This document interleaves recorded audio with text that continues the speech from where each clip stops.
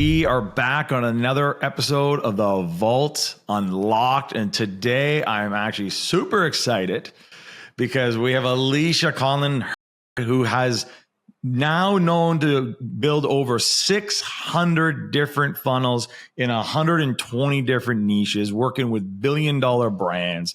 We are going to learn everything from what makes funnels work all the way into the sales process and why the sales happen. Without further ado, please welcome Alicia. Super excited. How are we doing today? I'm good. And if anyone starts to think they're having an aneurysm, I just have an Aussie accent, which you guessed straight up. You're American. Not many people guess the accent straight away. They go through British and then Kiwi and slowly get to Aussie. Through it. Yeah. Yeah. Well, I think the hate to disappoint you. The reason I probably guessed it is because I'm Canadian. I was going to say, I did say, are you American? And that makes more sense because Canadians always get it straight away.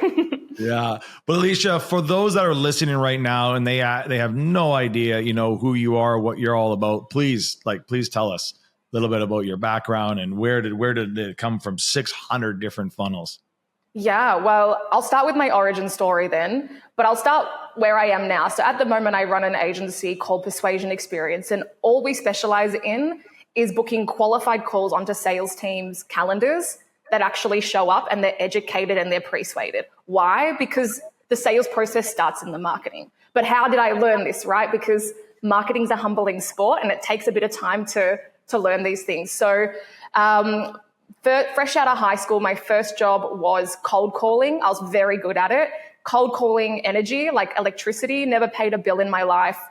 Top 10 rep in a 200 call center every week that I was there. Then I went on and did more like telco sales. And then I went into agency sales and I started at a company called King Kong. Now, I'm a small town country gal, under 800 people. There's like a pub and a cemetery. You go in, you come out. So I didn't even have a concept of what sales was. To me, I was like, cool, I got this job. I got to help people. All I got to do is figure out the thing that I'm selling. Is it right for them? Yes or no? If no, catch and release back into the wild. If yes, it is now my ethical obligation to persuade them to get this thing because I can see how it can fix their life. So anyway, I go to King Kong, one of their first team members, and then I build out their sales funnel and CRO team from scratch, doing hundreds and hundreds of landing pages and funnels. After that, I go to Founder, or you might know it as Founder Magazine, and I build out their sales funnel and CRO team, launching 7- and 8-figure course funnels onto email and to cold. But at the same time, me and my partner, we have this thing called Operation Freedom. And we're really into life design. And we're like, okay, I never thought I would be a business owner, right? Like I'm a very good employee, very good student, whatever. But I learned about financial freedom and independence. And I was like, right, the only way I'm going to hit my income goals is if I do this, like if I move into this. So our side hustles overtook our main income. One day over breakfast, we shook hands. We quit our jobs that day. And then that brings me to the start of the story. We've been running Persuasion Experience not quite for 4 years. And in that, we sold all our shit and packed our lives into a suitcase and traveled the world for about 2.5, 3 years of that, and scaled to 7 figures. And now we're figuring out what's next. That's the story. Wow. Yeah, I love it. It's inspiring. I love the small town hero, coming to the big bad world and not losing, crushing. And the reason why is because I grew up not as small as that, but I grew up in a small town, right? And I grew up in the era where it was like, you're a doctor, you're a lawyer, you're a teacher, you're an accountant, or you're working at the factory or jail. Mm-hmm. Like it was like, that was it. Right. Yep. So, and then you get in the real world and you see there's a lot more opportunities, and you get on the online world and you go, wow, had I known. I really am interested in diving in here, understanding. I mean, to say you're behind like 620 funnels, safe to say you learned some stuff. I think it's super important for us to understand, maybe people listening don't even know what a funnel is. Now I'm thinking about it. So I don't know if you want to give that a good stab, the difference between a website and a funnel, but I really want to start kind of understanding like, what's the difference when we look at funnels of ones that are converting high and the ones that are not, the reason, the why, all of that. Awesome. So let's talk about funnel versus website, because it's true. I talk about funnels all the time, but I have this curse of knowledge, right? Like even when Matt, my co-founder, and I started dating, I would go to his house, we would drink red wine and watch infomercials and break down their funnel. Like that's all I'm doing all of the time. I'm obsessed. However, let's touch on that. So a website I feel like is more of a sales enablement tool. You should never send traffic, especially paid ads, to your homepage as an example, because your homepage is more like your front admin person. Whereas your landing page, one of the key parts of the funnel that we talk about, is more like your digital appointment setter or your digital sales person, right? So your website is important. It exists in your sphere of influence. But when we talk about a funnel, it's more like a purposefully constructed, this is why we called the company persuasion experience, where a funnel is not optional. It's just every single touch point somebody's going to have with you. And so the thing that most business owners miss is that each of the touch points in your funnel is a potential revenue leak, right? It's all economics. Math is psychology, economics, and technology. That's it. So each of these touch points are a potential revenue leak. So when we talk about a funnel, that's all it is. We're crafting an experience we want somebody to go to, understanding that people are like batshit insane and never do the logical step. They're going to go and research you in your sphere of influence, and that's where your content sits, your website sits, your LinkedIn presence, whatever. Those things all sit in that sphere of influence and can impact the ability of your funnel. So now going into, okay, what makes a good funnel and what makes a bad funnel, right? First, we're going to talk structurally, and then we'll talk ingredients, because marketing's just inputs and outputs. Garbage in, garbage out. So if you can get the structure correct, awesome. But if you can get the ingredients correct, awesomer. I'll pause there just in case you want to touch on anything. Otherwise, I'll monologue at you for another hour. Yeah, I do. I don't want to cut you off, but I do, because there's some stuff that you're saying that I think it requires some weight behind it, because the concept you just said, shit in, shit out. How come so many market companies that I've seen, they try to optimize the funnel and they try to optimize the message and they try to optimize everything that's in between the shit in and shit out, but not actually addressing, it does not matter how great the funnel is. It does not matter how great the message is. You can add all the tricks you want with it. If it's shit in, it is going to be shit out. That is not even a marketing per se problem and or a sales problem. That's before marketing even begins. Yeah. So it sounds like the question is, people like have these funnels and they're like trying to fix them and they're trying to fix them, right? But some people might call that CRO, conversion rate optimization. But effectively that functionality, optimization, what does that mean? You're fixing something that's working. But most people don't foundationally build a funnel that's worky at all, okay? The other problem that most people have is that they are obsessed with ads. They're just spending and spending and spending, but the ads function is only to get the click, right? It's everything that happens post-click that makes all the money. So when you learn about these touch points, so I'll touch on the structure for now. There is your ad, there is your, let's call it your landing page. Then you might have an application multi-step form. That every question in that can have a drop off, right? On your landing page, you need to know, sure, like somebody might say to you, our landing page is converting low, but that's quantitative data, not useful. You need the qualitative data, the why. Okay, how are people using the page? Then you have your booking page, and then you'll have your thank you page. And like we can dive into each of those pages if you like. And then you have all of your automations around it. Each point is a touch point. However, that whole structure is useless unless you have, like what you were just saying, right? The right inputs. So those are the ingredients. So when we're doing any marketing, it's research, strategy, execution, but everybody's starting at execution. I'll say that again, because I think in frameworks and systems, and it helps me to like figure things out. Research, strategy, execution. If your funnel's not working, you cooked one of those phases.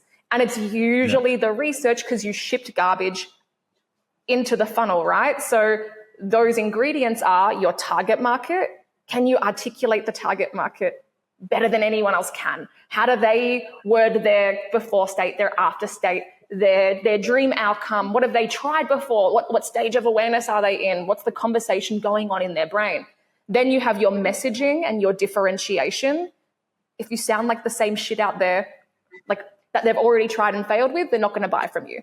If you are copying all of your competitors, congratulations, now you have to compete on price because you idiots all just commoditized yourself, right? So the messaging and differentiation, how are you going to stand out from the noise? Then there's your social proof. Everyone sucks at that. Then there is your authority. So typically we try to pull an authority from the company. So they're not a faceless brand anymore. We have some sort of front facing. Yeah. And then the most important part for getting qualified leads is your offer. But most people get obsessed maybe with their sales offer, but you forget every step in your funnel is like a little micro yes. And you have to get a lead before you can get a sale. So there's two types of offers we can talk about. I've just info dumped all over you, and now you can figure out, choose your own adventure, what sounds exciting. Thanks. But there's two types of offers in there, right? And so to your point, like, why doesn't anyone's funnels work? Why is everyone's marketing shit? Because they don't try. And it's company's fault and it's founders' fault because, all right, as a very quick rage bait thing, I've worked with like 1,000 companies, easy, like hands down, coaching in my community, like easy, right? And I just see that the founders who go abdicate marketing, they don't understand it, they don't make any effort to learn it, they struggle. Any that you see, I believe, are the exception to the rule. The owners that get obsessed with the marketing and stay in the marketing and the sales and they understand it, they're very successful. So at the end of the day, it's just, does your company appreciate marketing enough? Or do they think that it's a magical cure for your shitty business? Wow. A magical cure for your shitty business. I know. When you say that, what comes up for you? Trauma. It's like a counseling session now for all my past clients. But what comes up is like, some people want marketing, and I've been in the agency game for 10 years, right? So if there happens to be any agency owners listening to this, this is a trauma lesson for you so you can fast track your own learnings. But companies will come to an agency or a marketer and expect them to magically fix things. They think it's easy, right? Without building the infrastructure, the systems, the things that they need. But your marketing is just like a magnifying glass. That's all it is. And of course, you can do really good marketing to a shit product and it works. Like there's heaps of scammy people doing that, right? Like you can, but there's no longevity in that. So the other thing is you have a great product, but your marketing sucks and no one knows about it. So you can't actually help anybody. Anyway, so what comes up for me when it's like marketing can't save your shitty business, it's like, well, you need to have something worth marketing. And most people don't. It's like, that's the problem. Like there's nothing interesting about you. I've literally been on kickoff calls with clients and said, cool, what makes you different from your competitors? Oh, I don't know, nothing. How the fuck do you expect me to market your business? Yeah. Oh, wow. That's great. Yeah. And that's common, right? So yeah, end rant, talking stick back to you. Next question. Yeah, no, I did. It was interesting because that was, there was something behind that, right? But now I get what you're saying there. And then you also said something very interesting. So the businesses that you've seen now, is this specifically online businesses or are these traditional businesses where you said, when I see the founder more engaged in more marketing and the sales, the business is way more successful than when they're just trying to hand it off to other people? Yes. So I've worked in everything, brick and mortar, online, whatever, right? And obviously that's like a very broad stroke thing because a million people can point out successful businesses where the founder isn't engaged. And so I'm only talking from the data set I have, which is probably predominantly like online businesses. Yeah. But why is that helpful? Because the founder should be obsessed with the market. That's it. Like hands down should be obsessed with helping people and serving people. And those ideas and that information should trickle into the marketing. So like I'm working with I don't know what they were doing, like 50 million finance company, right? And the founder wasn't involved in marketing, not when we were working with them, but it was a marketing manager who just blatantly didn't really know what they were doing. And I see that time and time again. Yeah. Or with smaller companies where, someone will be like, I've been burnt by 5 agencies. Like at some point, my friend, you need to learn about marketing and not get bullshitted.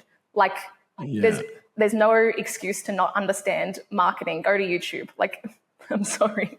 Like you need to learn it because It's like the lifeblood of your whole business. And in saying that, though, I do believe marketing and sales is one machine. So I'm not sure if you have an opinion. What's more important, marketing or sales? Obviously, everyone has different opinions. It's interesting. If you want to go down that road, we can go down that road because you're talking to a sales guy, right? My whole business, everything has always been about sales. So at the core, I would say this, at the deep, deep core, sales trumps marketing, because I'll tell you why I say that, because it's hard and I wouldn't suggest it, but sales can do marketing over the phone. Mm-hmm. Where marketing can't do sales over the phone, right? So now if we're talking about low ticket or high ticket, right? So we're talking about $200, $500, even $1,000 offers, marketing all day long. You actually don't even need a salesperson. I wouldn't even go near a salesperson for that. Figure out the marketing, you can scale faster.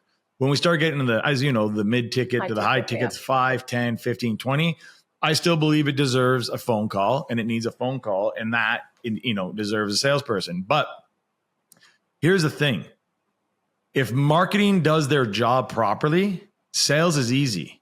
Mm-hmm. If sales is doing marketing over the phone, marketing didn't do their job. If marketing is having a hard time and can't figure it out, product development, offer development, advertising, whatever it might be, didn't do their job. It's all part of a system, I believe. And I think that's where it gets when in agency, when you're working with other people's businesses like I do, that's where I think we talked about before this, like where the fight starts happening, the marketing against sales. Sales says the leads are crap. Marketing is saying the salespeople are crap. And it just is counterproductive of what's actually happening and what's needed for success. So for me, I think it's unique in the situation to answer that question. But at the end of the day, gun to my head, sales can trump marketing on the phone. Mm. Yeah, you can get your team lined up for cold calling or whatever, right? Like you can get it going. And it depends on offer price, industry market, mass market versus wealthy people, etc.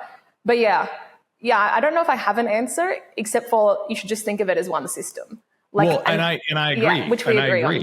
Yeah. So let's talk about that, because I think it's really important. We both can see that, but how many business owners, how many businesses have you walked in? How many funnels have you walked in where that's just not the case? Well, why do you think that is? Because it's a good question, right? Because you have to diagnose the problem before you start prescribing things. So when I do go into companies and it's like, cool, the sales director or whoever, what are the feedback loops you have set up and established with the sales team? Nothing. Okay, what data are we collecting from sales? Are we meeting with sales monthly? Like the sales manager and the top reps, are we meeting with them monthly, etc.? No. And it's usually because of a past half-assed failed attempt to do some sort of like working together as a team. So usually when I work with sales teams, rarely, but it's nice when I do, you get salespeople who are really like gung-ho, bought in, forthcoming with information, and they know how to give the information to you, right? But that's not always, and that's okay. That's not like, they're not marketers, they're salespeople, and we just need them to close deals. And so the marketer has to think, well, why should I talk to the sales team? Like, okay, my job is to get good data to make good decisions. There's quantitative data that tells me the what, but then I need qualitative data to tell me the why and make good hypotheses to test out different things. And so one of the best inputs you can get is happening in the sales process, because that's when the person is the freshest from the marketing. So people might have like onboarding surveys set up and NPS, and that's awesome, but it's all downstream once you've brainwashed them in a good way. Well, yeah, once you've got it, let's use indoctrinated them, but yes. Yes, let's use indoctrinated them, not brainwashed. But the sales process, what we do is we'll just get the call transcripts. We'll usually analyze closed calls that didn't close that should have, and bad fit. And we'll have a mixture of those. And then through our bot, sometimes I'm finding things like that probably the sales managers should, like your team is presenting price too early. They hadn't actually made the sale. They're presenting price way too early, and that's why you lost that deal. It's not marketing's fault. And so, okay, to sort of put this into something actionable, what do you need to do? Number one is have marketing and sales agree on lead scoring. What makes a qualified lead? Yeah, because you've got to have something that's black and white and it's objective. Then we understand from the sales team, cool, what does make a qualified lead? They'll give us the 3 to 7 qualifiers. And if we can, we'll reverse engineer those into questions. So we're screening people and the closers, because that's really who's on the call, pending your size of your sales team. You got to respect their time. So we need to make sure they're only talking to people most likely to close. We've got to respect their time. That's like one of the biggest like effectiveness and efficiency hacks, right? And then once you've established that, they take the calls, you analyze the calls. Ideally, they're putting feedback into the CRM correctly. And then that feedback loop just keeps making the calls better and better. And so for us, even the other day, like we're managing this huge funnel and we had this one ad take off and the marketing metrics were awesome. CPL's awesome, so cost per lead. Booked call rate was awesome, but they weren't closing. And our show up rate dropped. And it was like, okay, if we were like a normal marketer and only caring about that, we'd be like, too bad. The metrics are great. Good luck with that. But our job is to deliver business results, right? Not marketing, ticking boxing. So we had to look and it was like, oh shit, this one particular ad is causing the no-shows. Turn that thing off. Like, I don't care about the top of funnel metrics. Like it's not working in the system. So yeah, that's why all of those touch points are so important to be analyzing and making good decisions. I think I've talked to a lot of marketers. I'm going to just tell you this. I've worked with hundreds of different companies. And I just wish all the marketers had the same mindset that you have. Cause that's how you actually win this game. To tell you, I have a client, one of my clients right now, their mindset is lowest, cheapest CPL. And then saying, why is the salespeople not closing? And that's when we're talking about like the shit in, shit out. Well, when you're trying to optimize for the lowest cost per lead on the front end, it just destroys everything that comes after that. I said something on a piece of content once, and it was like, I don't know, something like CPL doesn't affect the P&L. Stop optimizing for CPL. And this guy lost his shit in the comments. Like, you're an idiot. You obviously don't understand business. Like, what are you talking about? And I was like, okay, no, you're right. CPL can affect it. If you only track cost per lead, it'll affect it negatively because that's fucking stupid. Like you need to be looking at all of the other metrics, and your North Star is cost to acquire a customer. That's it. Yes. That's what's going to drive the business. So, and this CPA, is the thing, right? Yes, exactly. And I have clients that come to us and their agency or their team are running lead form ads on Facebook, and they're wondering why nothing closes and nothing shows up. Yeah, because we haven't ads on Facebook. And that can work for like things like, I don't know, roofing and stuff, right? Quick, commoditized, get me going, but not high ticket coaching and stuff. No. And then that client, we made this system, their lead to sales time, because that's another metric that you need to track, collapsed from 30 days to 2 days. I shit you not. It's a case study on my website, right? All because we just did it properly, and a bit more of like the marketing up front or the sales up front, right? And so, yeah, I don't know, you got me all worked up and traumatized. Well, no, I love it. Let's keep going. So let me ask you this: what type of funnels are you seeing convert lately? Like, you got the book funnel, you got your VSL, you got your webinar, you got your 3-day event, you got the list goes on, and you got your quiz funnel. Application funnel, you got your 2-step, just, opt in, have the setters call, and then just qualify right away. Have you seen any specific funnel working now in today's environment that's working higher than others? The funnel needs to match the business constraints and the business's strengths. So I'll ask, how good is your sales team? What are they closing at? Blah, blah, blah. Like the marketing has to support the business. So that's like where I always start. But typically with the clients that I work with, we are doing a book a call funnel. We're just finding people that are in market ready to go, and then we're going to scale that as much as we can. Then it's about, cool, how do we diversify that and how do we scale it more? So then that diversification might come from a quiz funnel or a lead magnet funnel or a webinar funnel. Why? Because that's just finding people a little bit earlier in their buyer's journey and warming them up beforehand. Or we're diversifying that winning funnel and opening it up to more niches and more audiences. So you can kind of scale in those two different ways. So when you say a book a call funnel, what are the steps in when you say that is in a book a call funnel? So typically it's add to landing page, application, so those qualifying questions, calendar page, success page. No VSL in there. No long form video too. You could have a VSL on there. And we do, like some of ours we do, but when don't we? People think VSLs are easy, and that means a video sales letter, right? Like actually, once you have a video sales letter up and running, now it's just like you have to look at the hook rate, the hold rate. You have to like have had already shot a bunch of different hooks. You can stuff it up because the person presenting is shit, not charismatic, or is just jarring to the audience. There's more things to take in, right? There's character, costume, setting, all of these things. So yes, and it doesn't have to be overcomplicated. So it's interesting because you just said something very interesting. So what I've heard is like in marketing, not only are we trying to be creative and trying to get the attention of the right buyer, we're also trying to eliminate any barriers, factors, anything that we need to, that may stop or prevent them from moving forward. So a book call funnel for you is as simple as an ad that goes to an application. That application has a couple questions in there, and then automatically they can book a call with a closer.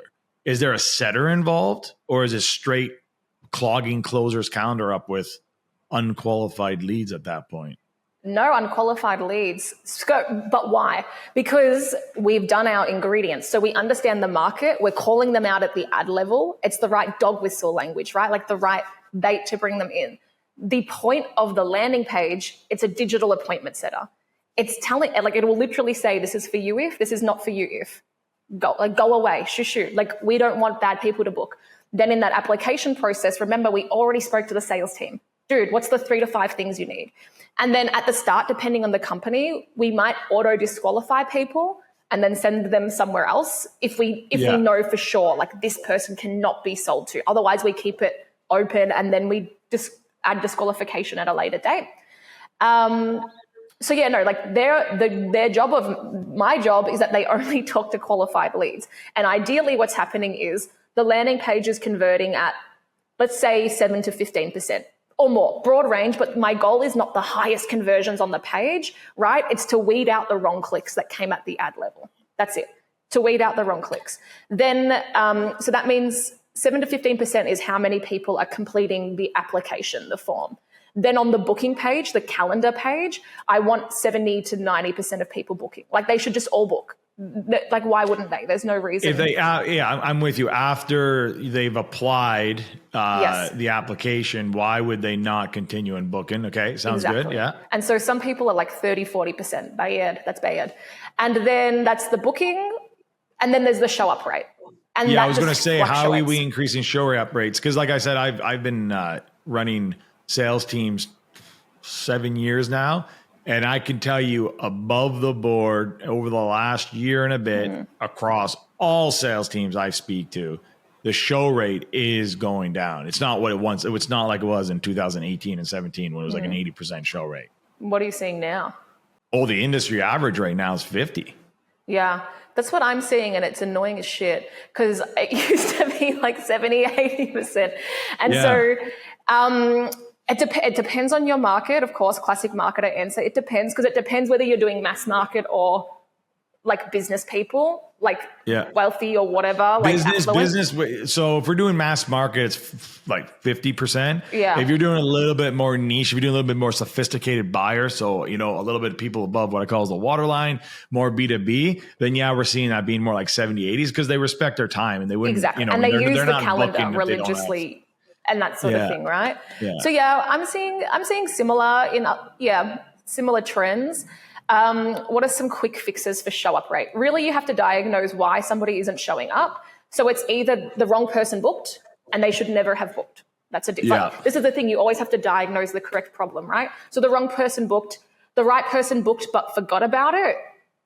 So you didn't do enough in the persuasion prior to the call. Yeah. Or the other one is the right person booked. I got a whole playbook so I don't forget this shit. The right person booked, but then they got over it. They fizzled out. And that just means that the offer wasn't tantalizing. Like there was like no what's in it for me. Why? Like it kind of died off, right? The speed to lead too, though. I mean, speed to lead's everything, right? So if we rely on I'm interesting because if we rely on traditionally book call funnels, which I haven't seen performing at the levels they used to, just generally across the board, and we know speed to lead is everything. Well, the whole days of, hey, someone books and then 24 hours later they show up and you can just flap your gums for 45 minutes and make $10,000. Like, they're there. Obviously, my teams are doing it, but the heydays I call is over. And I was wondering why you think that is.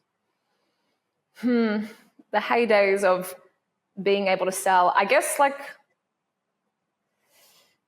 the market has shifted and people have gone on more of these calls now, right? Like, you used to be able to hide the sales process. So it was like you controlled it, but now everyone kind of knows. And the other thing is, I don't know if Andromeda is still doing it, but there was like Andromeda being the algorithm on Facebook ads. What was happening there, and it probably is still happening, you would book a call and then Facebook would flood that person's algorithm with 10 competitors. That's new as well. And we never used to have to compete with that. So all of a sudden it's like, because what you want to do in the marketing is you want to control the frame. Like, you need to be the prize. And so what I think is starting to maybe shift is like, there's more options, there's more people starting businesses. That might be it. And even in one of these funnels that I'm working on, because data is everything, right? And these, to your point before, do you need a setter? It depends, but they have a setter team. And we found the data that they had a 50% show up rate on average with no confirmation on the setter. Just for whatever reason, the setter didn't connect, didn't try, or the dialer didn't put them through, and a 70% show up rate on connections. With the center. Yeah. And previously, in this heyday, I would just say fire your whole setter team. My marketing will overcome Your this. Your marketing can do the setting, or AI. Yeah, or AI. And now maybe you can do it with AI setters, but having that confirmation. And this is why it's so important to understand the principles, right, of like persuasion, like that whole book, the Cialdini stuff, commitment and consistency. Cialdini, I was going to say Robert Cialdini. Yeah, you got a commitment and consistency, reciprocity. Yeah. You have to just tap into that. Yep, liking, all of these things. Yeah, it's so funny. It's funny you say that, because the rules are so simple, but yet people just either miss it or they just think they can bypass those rules.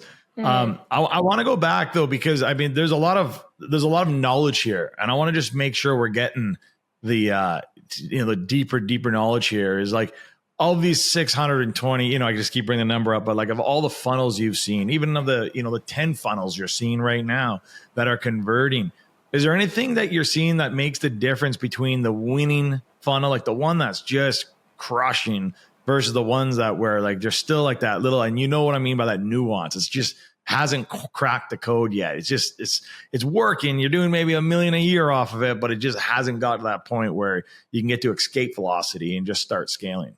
I have a boring answer. It's all of the basics: message market fit, underserved niche, shit hot offer that no one's ever launched, understanding your market, have like all of those ingredients I mentioned, being different, having that authority, having the best proof, etc.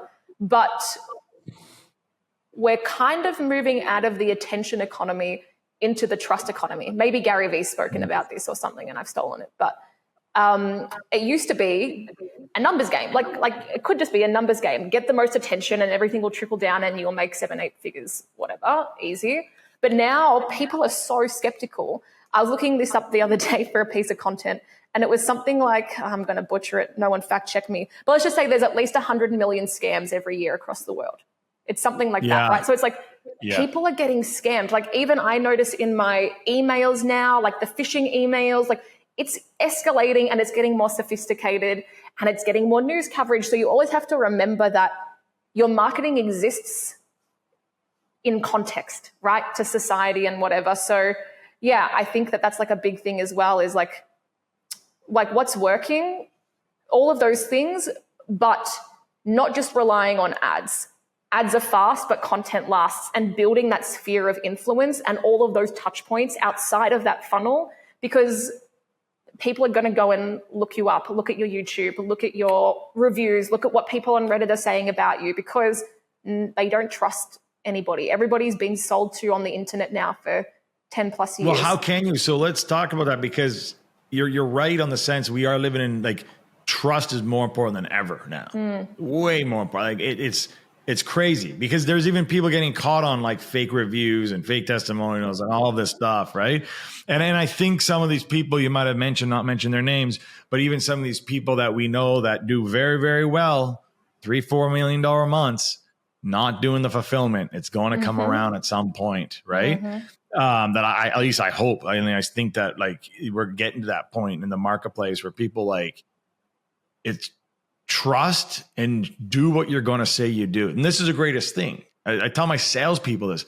Salespeople have become so horrible and so like just not good at what they do. Like the art of sale is gone. And I tell my guys, you don't have to be great to be good anymore. You just have to be good and you can be great. And it's the same thing I feel in fulfillment, and it's the same thing in marketing. And the market, I think, is getting tired of it. And that's why there's this idea of trust. But how does someone who's starting out, who doesn't have the big audience, they don't have the big influence, they don't have the big powerhouse funnel experts like you behind them, how can they build the trust in the marketplace so that when they are running as simple as a book to call form, it actually means something? People actually show up and they're actually ready to have the authority to be able to close them on the trust. And even like when I first started, right? Like I didn't have this stuff, like the stuff that I have now, I didn't have.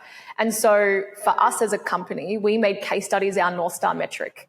They are the greatest asset for leverage you can build. So we just went gung-ho on that.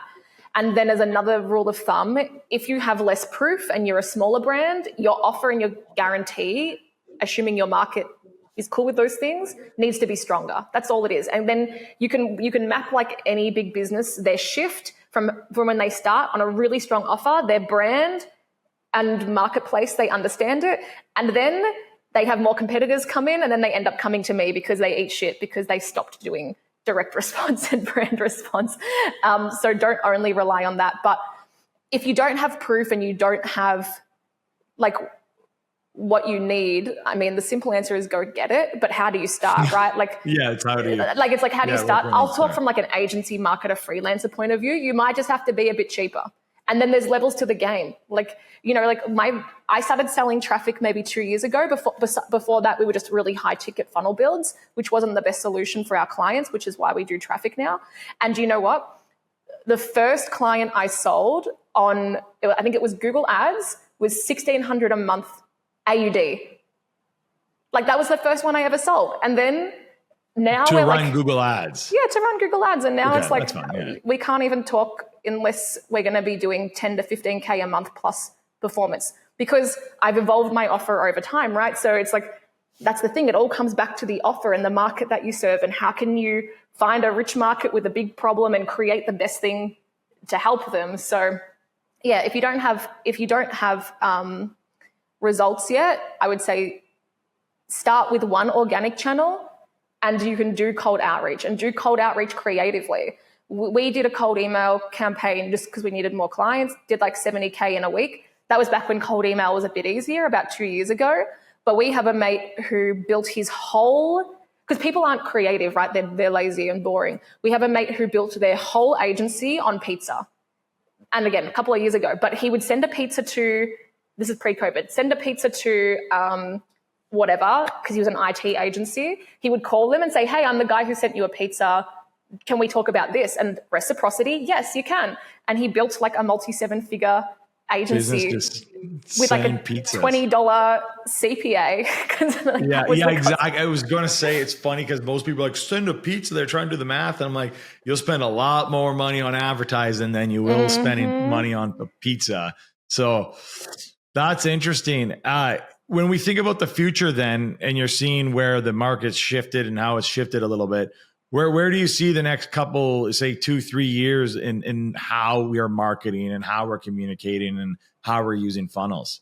There's going to be a big shift, obviously, with AI, and AI is getting better and better, not just from like being able to replicate humans, but also in its intelligence and logic in DMs and stuff. So yeah, I don't have an answer for you yet because it moves so quickly. When I have a hypothesis and I think I should start testing something on a funnel, something new comes out. Like, that's the honest truth. Shit changes so fast at the moment.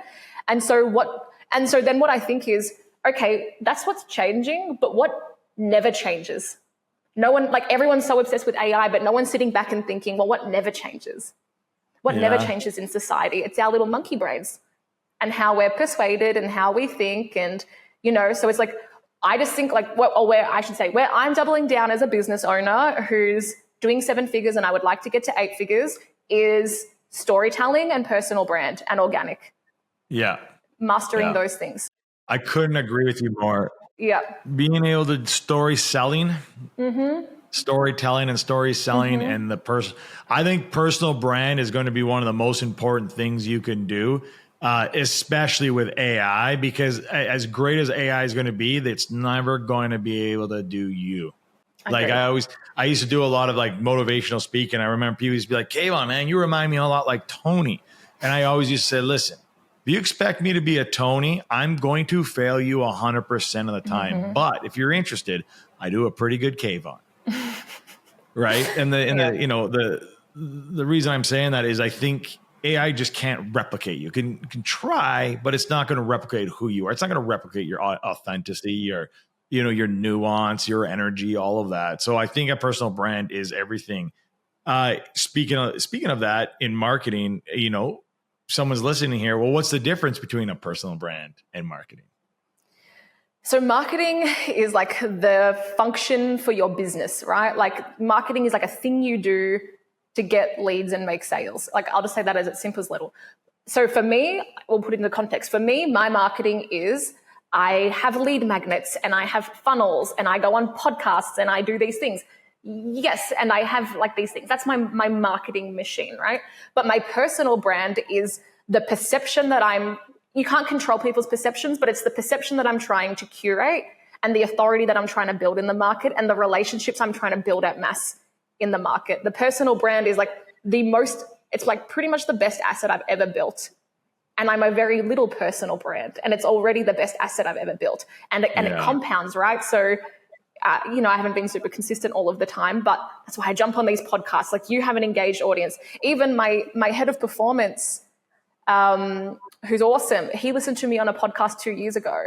And he's like, I listened to you and, I kind of like kept in contact with your content. And then I just randomly was on your site and saw a job. Awesome. So actually that's an important point I'll make. Your personal brand is not just good for client acquisition, it's good for talent acquisition. And back to your point, what's going to like make a business stand out? Yes, the personal brand, but the best systems, the best tech, the best people, the best data.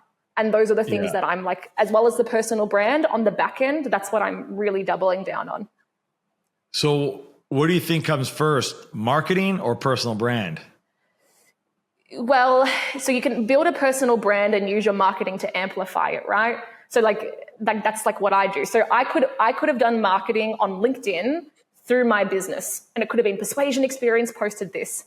I'm like boring. No, instead I've powered up my marketing with a personal brand. So we pretty much don't do anything as the business. It's all through me. Like, and there's pros and cons to that. Obviously, if you want to exit one day, whatever, not ideal. But if I get to 8 figures and someone comes and slaps a big $50 million check on my desk because they want to buy my business, it's a good problem to have. Like, I'm not trying to solve for problems right now. I'm trying to make an impact and hit my mission, So I like it. Yeah. I can tell you're passionate about the funnels, and I can tell that you authentically want to help the right people. So saying that, who is your right audience? If someone's listening and they're like, I want to work with you, who do they got to be? Yeah, I have 2 ways that we help people. The first is in my community where we have a lower ticket and you can get access to like no secrets, like all my systems. I'm in there doing landing page reviews on Loom. Like come and jump in there if you want to learn how to master this. You can, as you said, I'm very passionate about this and helping people, like come in there. And then we have a coaching program as well. That's more if you are doing, I would say 6 figures a month, you're doing high ticket lead gen and you don't want to hire an agency, but you want somebody to roast your stuff and help you come up with new ad ideas and come on the weekly calls. For the agency, this is not even a story we have time for, but I scaled us. I went to 3 pods. I had the sales team and I freaking hated it. And so now it's like, no, we're a boutique agency. It's just what I want to work on, what excites me, because we run our own offers. And to pull me away from that is like well, you have to have something cool to work on we can make money together. Yeah. Do you know what I mean? Yeah. But that's levels to the game. I'm blessed that I'm there at that level. Yeah, absolutely. That's called leverage. And I understand that from the sales perspective as well. As you said, a lot of people think they're going to come to you because you're trying to save them. And you know that you're not there to save anybody. You're there to amplify them. And if they're not in the right position, they don't have the right offer, they don't have the right message, they don't have the right fulfillment, they don't even know who they're speaking to, there's nothing you can do to save those people. Yeah, that's been a big lesson learned this year. You can't help everyone. And as an agency, you're hitching your business to other businesses. You have to be really careful who you hitch a ride with, because some of them are going down and you don't want to be dragged down with them. It's hard. I mean, as an agency owner, we've hitched many times, even though we were like, don't do it again. You do it again, right? Because you try to be optimistic, but you got to stick to your gut. You got to stick to your rules. So our new rules are very, very simple, right? Is not number one, in order to be effective, we got to be selective. Mm-hmm. And number two, we are not in the business of helping losers become winners. We are in the business of helping winners win more. So if they're eights, we take them the 9s and 10s. If not, I leave it up to Tony. I like that. I might steal it. Not in the business of helping losers become winners. I wish we had this podcast about 6 months ago, and you could have We're in the saved business me. of helping winners win more. That's what we do. Yeah, I love it. Yeah. That's really cool. Thanks for sharing. Well, thanks so much for being here. Where can people find you, though, on your website or your personal brand so they can come and get you? Yeah, so my name's Alicia Conlon Hurd. Check the show notes for that spelling. Thanks, parents. And the best way is to jump on YouTube. Again, it's all for free. If you want to hear me rant about funnels more, go and check it out. How to fix your show up rates, how to fix qualified leads, everything. Or if you want to come and join me in my community, that's called The Obsessed on School. One last question. If you lost everything today and you had to start over on a blank piece of paper, what's the first thing you'd do? Tap into my network. That I still get that. Did I lose my network in this situation? You've lost your network. Then I would just find an underserved niche who has money, and I would cold call them. I would just build something new. That's all I would do. Cold email, cold DM, send them a pizza, and then get a few clients on, build a new offer, hire people to run the offer. That's it. Choose a good market that has money and get them on calls. Sales, as you said, sales trumps all. Process. Yeah. Yeah. Awesome. Well, thank you so much for being on the show. Love to have you back sometime soon. Have a great rest of your evening. Thank you.